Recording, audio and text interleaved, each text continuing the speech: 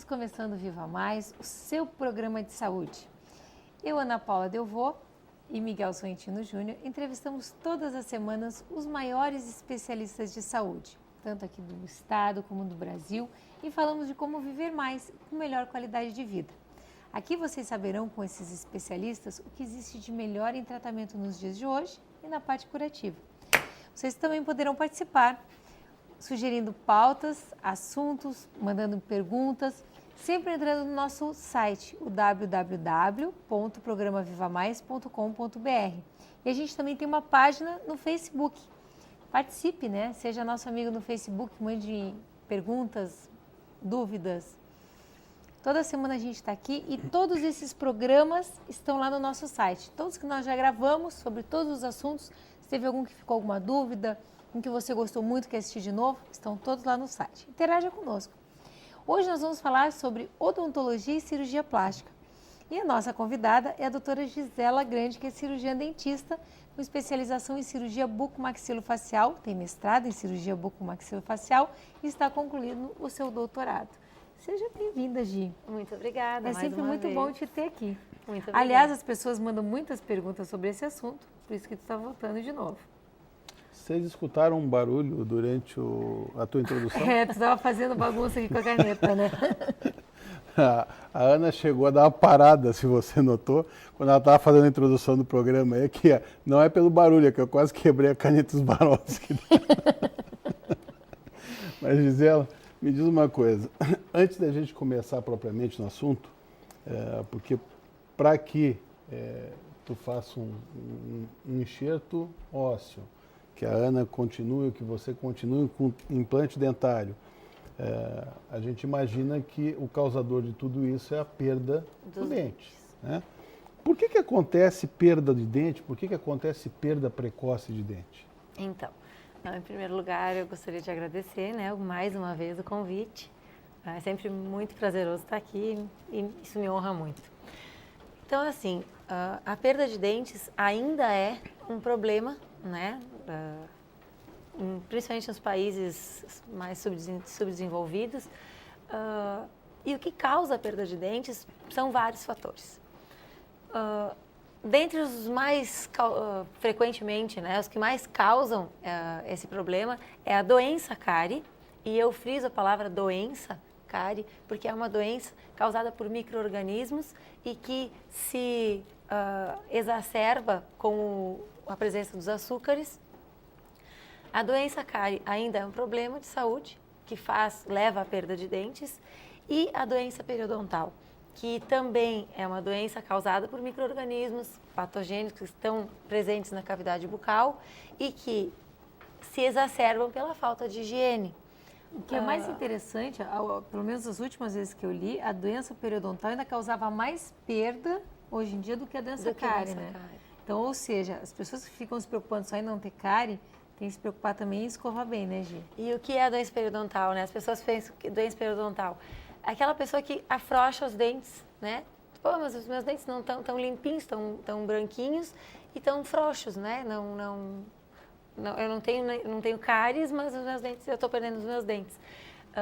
E uma das coisas que piora, né, a doença é o uso do cigarro, né? O fumo. Para variar, mais uma coisa. E atrapalha a circulação, né? Na verdade, para aquelas pessoas mais antigas que estão nos assistindo, é a antiga piorreia, né? Que os dentes vão amolecendo. E a piorreia antigamente, Miguel, não tinha tratamento. As pessoas extraíam seus dentes ou tiravam os dentes em casa, os dentes amolecendo. Não tinha cura. Hoje em dia é importante a gente até falar, né, Gi, que tem cura, que é a gengivite, que avança para periodontite. Gengivite quando está com a gengiva inflamada, periodontite quando já está com periodonto e com perda óssea. Então o dente começa a ter movimento. Isso tudo porque junta a placa bacteriana, essa placa que se forma todos os dias, ela calcifica, ela vira um tártaro, que é aquela pedrinha. E é interessante que algumas pessoas, a gente tira o tártaro atrás do dente, assim, nossa, doutora, acho que tirou alguma restauração, porque ficou um buraco. E não é que ficou um buraco, é que a pessoa deixou formar tártaro de uma tal maneira que formou uma parede atrás que ficou lisa. Esse tártaro, ele inflama, por ele ser placa bacteriana, né, Gi? Ele é uma bactéria, então ele fica inflamando a gengiva. esse processo inflamatório vai reabsorvendo o tecido ósseo. E por isso o dente começa a ficar mole. Agora tu falou dos pacientes, teve uma vez que uma paciente tinha tanto tártaro, principalmente nos dentes inferiores, né? Forma tártaro mais nos dentes inferiores, porque é onde sai a saliva, a glândula salivar está embaixo da nossa língua, né? Nessa região mais ou menos, e ela se exterioriza embaixo da língua. E essa saliva contém minerais que em contato com a placa endurecem a placa. Enfim, essa paciente ela estava com tanto tártaro que no momento em que eu removi, o tártaro fazia com que os dentes dela ficassem firmes. O tártaro unia um dente no outro e os dentes ficavam firmes.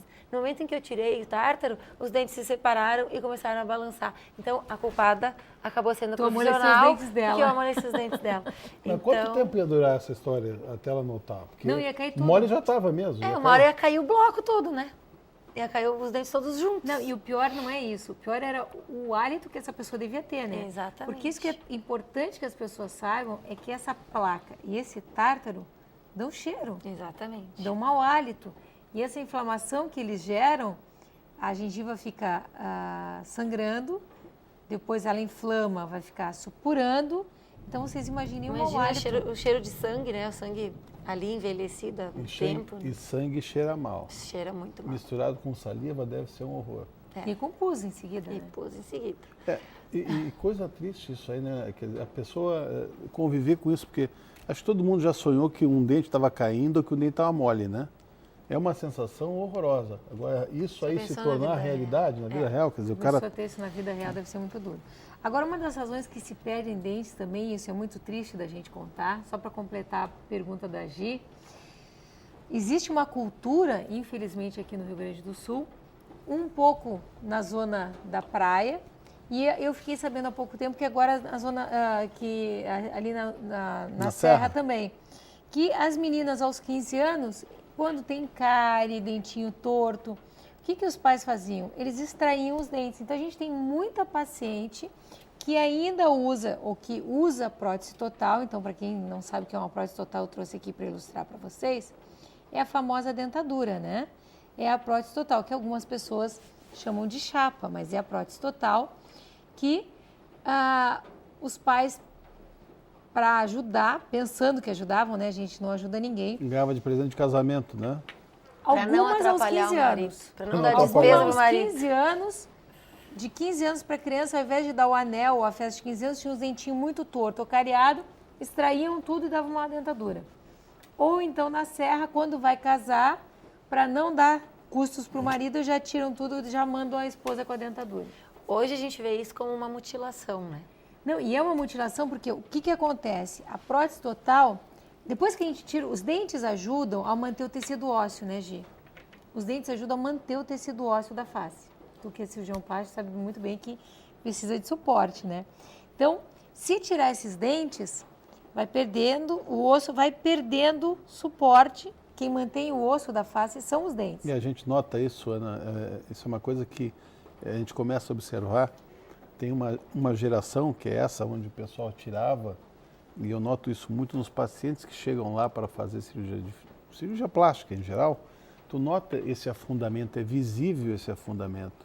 E como é feio, que dá um ar de envelhecimento realmente, né? E não só o afundamento, essa distância da base do nariz até a base do mento, quando a gente perde os dentes, ela diminui. E a tendência é o mento se projetar. O queixo, né, ir para frente. Então, dá essa sensação realmente de pessoa envelhecida, né, e ainda mais com a perda no sentido antero-posterior, a gente acaba perdendo o lábio. O queixinho de bruxa. Né? Exatamente. Fica com aquela cara de bruxa, né, típica. A perda não só dos dentes, porque se fosse só perder os dentes, ainda assim haveria o rebordo alveolar, que é aquele osso que suporta os dentes, que ainda assim teriam algum suporte para o osso, para o lábio. Mas com a perda dos dentes, esse rebordo não tem mais motivo para existir. E aí o organismo acaba absorvendo. Então a gente vê essas senhoras, né, que na época dos 15 anos foram mutiladas, né, por essa cultura de extração de dentes. A gente vê hoje essas senhoras, elas não têm mais nada de osso. É porque assim, o que eu ia dizer é que cada ano se perde 4 milímetros. Então, e com a imagina. pressão da prótese se perde 8 milímetros por ano de osso. Então por isso que a sensação que a gente tem realmente que está faltando tecido é uma sensação real, né? Não, falta mesmo. Algumas Se pessoas tirar a são prótese, assim, então- completamente retas ali. Tirar a prótese não tem nada. Não tem nada. E me diz uma coisa, desculpa te interromper, Claro. Gi. Assim, ó, mas esse tipo de doença periodontal que tu falaste, né? Com mais a cárie, isso é transmissível? Na verdade, é transmissível, mas é transmissível mais da maneira vertical do que de uma pessoa para outra. Por exemplo, se a mãe tem a microbiota, né, que é aquele tipo de micro-organismo que causa essas doenças, ela vai passar para o filho. Invariavelmente vai passar para o filho. Essa microbiota, o tipo de bactérias que a gente tem na nossa boca, ela se forma na infância, enquanto a gente está se formando. Então, algumas pessoas, todo mundo tem, vamos simplificar, né? Todo mundo tem uma quantidade X de bactérias na boca. Algumas mais patogênicas, outras menos.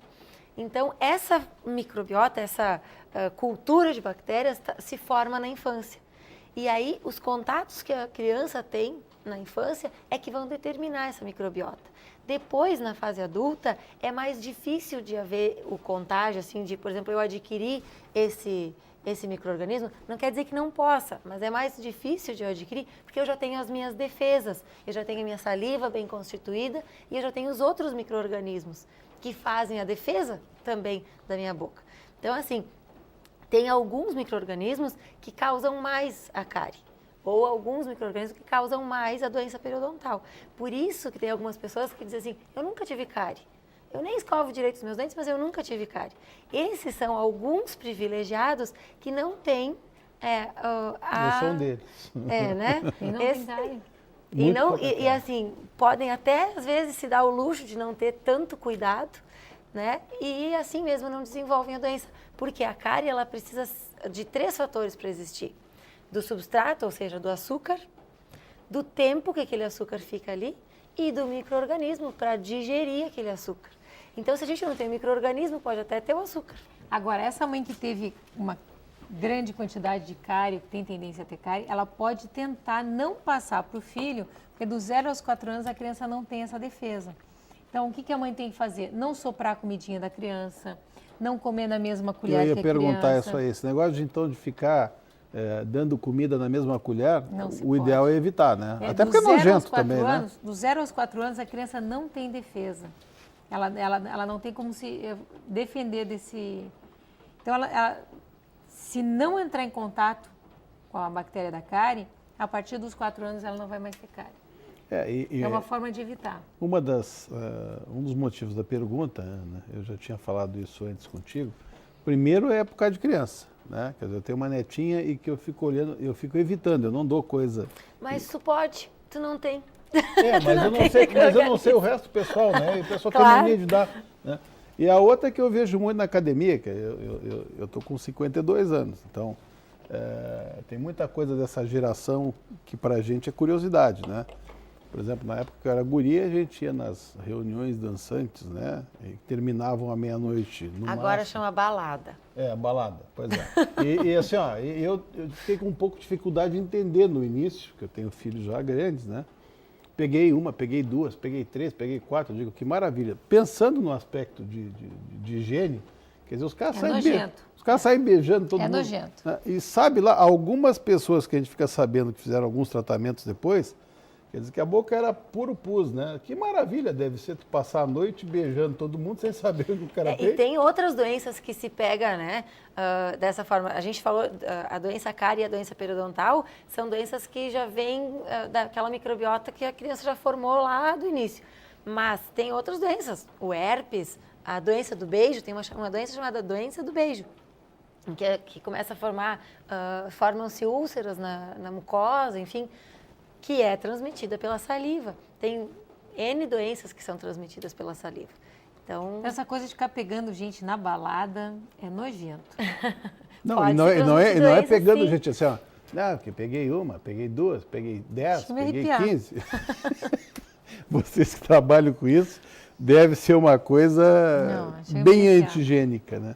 Olha, Nós vamos fazer um intervalo rápido, mas a gente já retorna.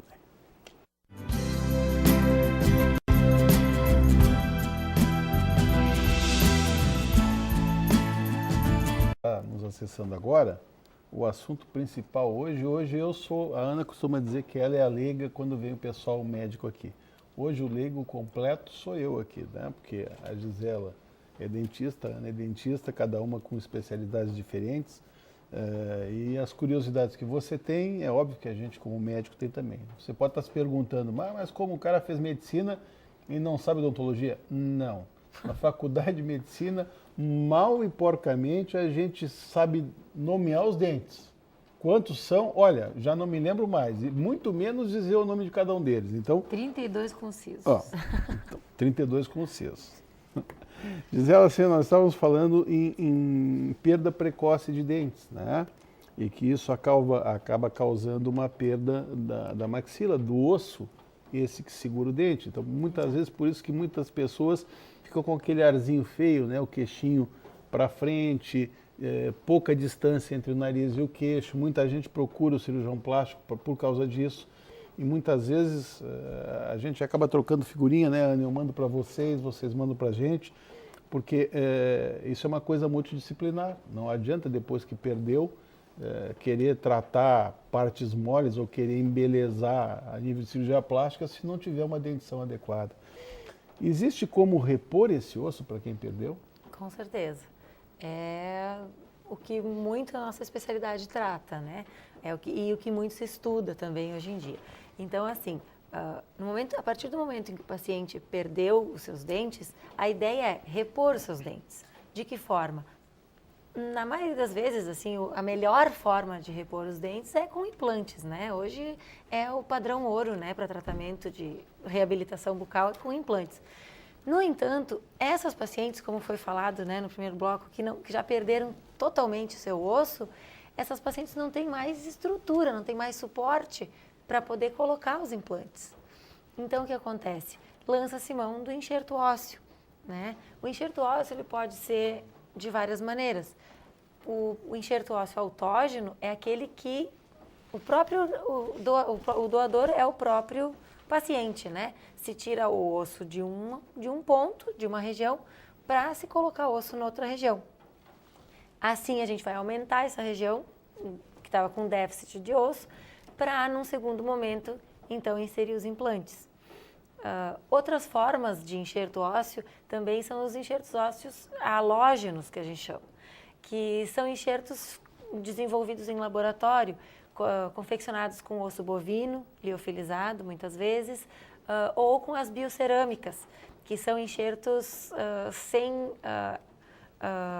material vivo. Material inerte. Exatamente, é feito com material inerte. E hoje está muito moderno, né? Tem o RHBMP2, tem muita substância hoje que a gente consegue reconstruir o que se foi perdido, Exatamente. Né? São a grande substitutos maioria das ósseos. vezes a gente consegue dar de novo para aquela pessoa condição de colocar, mesmo quem não tenha, se consegue hoje em dia ainda dar condições daquela pessoa colocar implante novo, né? Exatamente. E a vantagem, né, desses enxertos halógenos é de que não precisa abrir um outro sítio, né, para remover osso. Então, que acabam sendo duas cirurgias, né, a cirurgia para abertura e a cirurgia para colocação, né, no outro sítio que está precisando do osso.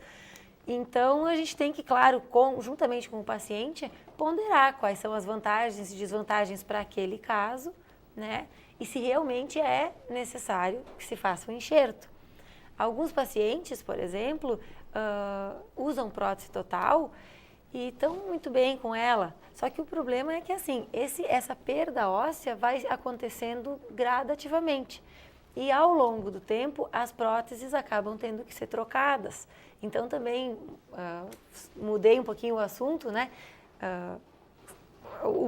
Quando não se tem osso, a gente pode colocar o osso de novo, ou então, alguns pacientes que não têm condições, ou problemas de saúde que impeçam essas pessoas de fazer a cirurgia, então, se deve, então, trocar essa prótese. Porque a prótese frouxa, né, dentro da boca, acaba gerando lesões também nas mucosas. Pode acabar causando um câncer de mucosa, né? pode até, Por fricção, inclusive, né? né, pela Fricção. fricção, é um dano, né, é um trauma que o paciente está sofrendo ali e que pode vir a ter consequências Mas piores.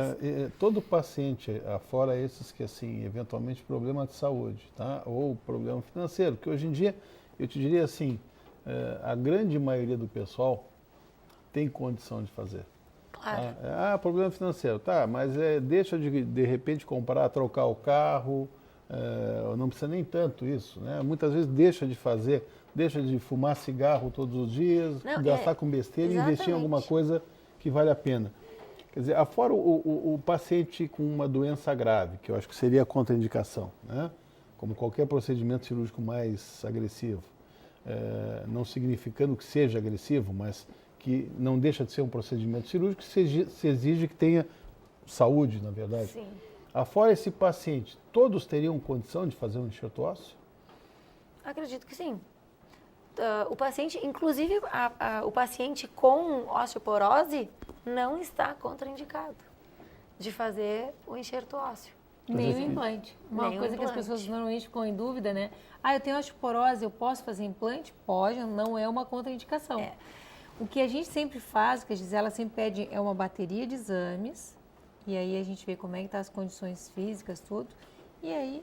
Existem alguns tratamentos que contraindicam também, que seria o tratamento com radioterapia, por exemplo, que é o tratamento para o câncer, e algumas reposições de cálcio, por exemplo, alguns bisfosfonatos, que hoje em dia, assim, é um assunto bem atual, eles causam necrose dos maxilares.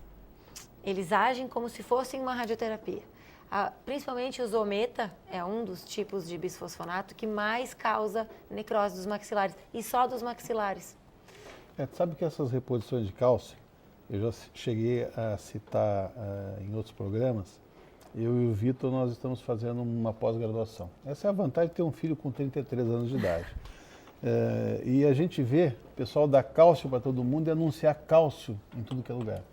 Não é bem E o que a gente sabe hoje em dia é que o cálcio, para ser absorvido, e a gente já trouxe gente aqui, inclusive o Lair, né, que também trabalha com modulação e que é nutrólogo, que a gente sabe hoje em dia, isso vai como alerta para você aí, muita gente toma cálcio de forma indiscriminada, não foi nem medicado com isso aí. Escutou na televisão que tem que tomar cálcio. Pessoal, o cálcio, para ser absorvido, ele tem que ser dado com magnésio e vitamina D. Porque senão, esse cálcio que você está tomando em excesso, ele, em vez de ir para osso, ele não vai para osso, ele acaba indo para a coronária, acaba indo para a artéria carótida e vai se depositando nas artérias e pode causar o quê? Infarto. Pode causar derrame, que é o AVC, por obstrução das artérias. Quer dizer, isso é uma coisa interessante. Eu não sabia que o cálcio também podia acabar, em vez de ajudando, que a gente sabe que para ajudar tem que ser dado com magnésio, com vitamina D, mas que podia fazer reabsorção das maxilas. Necrose. Então, assim, inclusive a minha tese de doutorado é sobre radioterapia, a do meu marido é sobre o zometa, é sobre os bisfosfonatos. Então, o que se está fazendo, né? O que eu estou testando? Fazer uma propaganda do meu doutorado agora. Eu estou irradiando o osso, né, de animais e substituindo, fazendo enxertos em cima desse osso.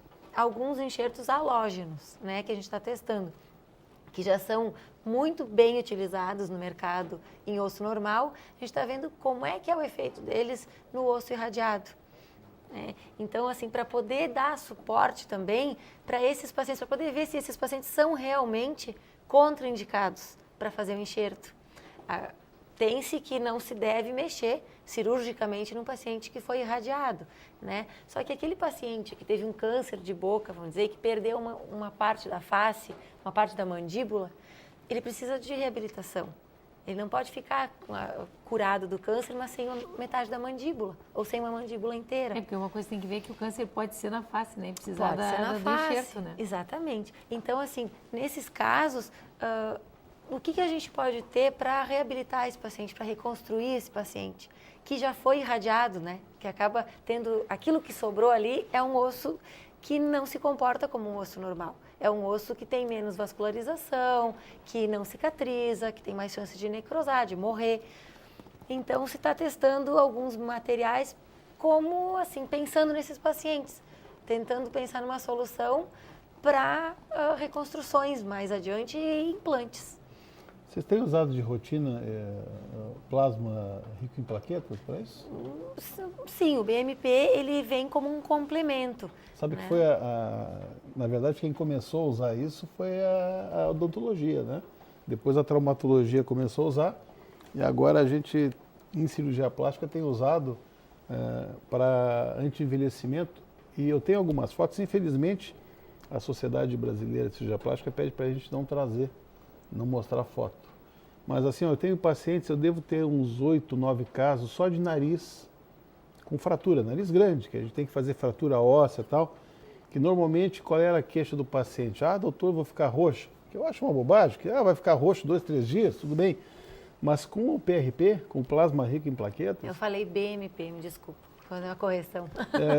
Eu tenho fotos de assim, ó, no dia seguinte, eu cheguei a te mostrar? Acho que não, né? Ainda não. Eu tenho fotos assim, no dia seguinte, 3 dias depois, 5 dias depois, 7 dias depois, se tu tapar a fotografia com a mão, tapar o curativo do gessinho que a gente bota em cima do nariz com a mão, não tem edema, não tem hematoma, quer dizer, não fica Tu usa roxo. para cirurgia de face também, PRP? Para todas as cirurgias. Tenho usado para todas as usarei cirurgias. daqui 2 semanas. Eu casualmente... Na minha cirurgia de face, que é daqui dia 11, o Miguel vai vir. Ela está insistindo, né? As mulheres- Ela quer elogio. não, Não quero elogio. Já Todo já mundo foi diz que ela não consenso precisa, comum. mas... precisa. Já foi consenso comum lá em casa. Até minha mãe disse que já está na hora. Quando a mãe da gente olha e diz que está na hora. mas tá a mãe na nós hora. temos que trocar o óculos dela. Mas assim, ó, isso é uma mulher segura, né? Porque todas as mulheres escondem que fazem plástica. Ela diz na TV que ela vai fazer Não, mas plástica. ela tem que dizer, né? Porque a propaganda... Não, e do assim, meu irmão a maravilhoso. mesma coisa, vai né? Eu fazer vivo dizendo, me botaram lâminas de porcelana, eu vou esconder, poxa, meus dentes eram... Ela já mostrou na TV aqui, meus dentes eram horrorosos. Tu escondeu aquelas fotos, né? Eu devia ter batido mais de longe. Meu marido disse Sim, que só aparece a bochecha ali, horrível. Mas, na Tu verdade... não fica horrível nunca. tu muito é lindo. obrigado. Irmã Não, tem tu que é perguntar lindo para a mãe o sempre. que ela acha, né? Não. Olha, a gente tem que sempre evitar perguntar. Minha mãe é muito sincera. Eu perguntei assim, mãe, a senhora acha? Fácil, tá muito enrugada. Então tá bom, tá na hora. Mas Quando sabe a mãe assim, ó, acha. que o resultado, viu, Gisela, é incrível. A gente tem usado de rotina porque eu fui ver com o Vitor, o meu filho mais velho, o que a gente podia fazer para melhorar o resultado. E nariz, como a gente mexe em osso, basicamente, e vocês começaram a fazer isso na odontologia, depois dos traumatos, para quem não sabe o que é PRP, PRP é o que colocaram no tendão do jogador de futebol do Adriano, que ele Plasma rompeu rico em plaquetas. Que a gente tira o sanguezinho durante a cirurgia, vai pegar uma veiazinha do paciente para deixar o paciente mais sonolento, o anestesista já faz isso, já tira 10 centímetros de sangue, faz uma centrifugação e pega o sobrenadante. E a gente, nesse sobrenadante, que é o plasma mais plaquetas, a gente acrescenta alguns fatores que são ativadores dos fatores plaquetários.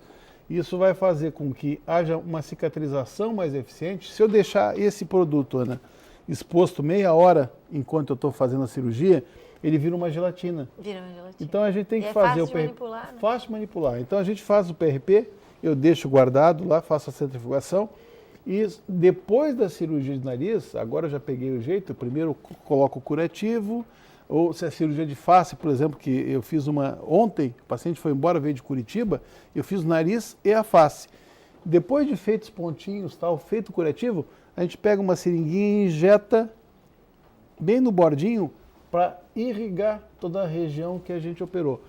Essa da face, eu digo, é uma pena não poder trazer. De repente, uma outra vez eu vou trazer. Não, a minha pode, eu vou mostrar. Olha, não é tu que vai mostrar, eu vou mostrar. Mas no dia seguinte, a coisa mais interessante, assim, não fica tão roxo.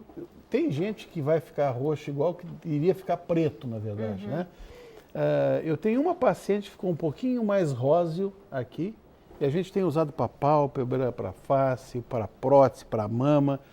Esse de nariz é a coisa mais impressionante, porque tu olha o dia seguinte, tu esconde com a mão o curativo e dá a impressão que a pessoa não fez nada.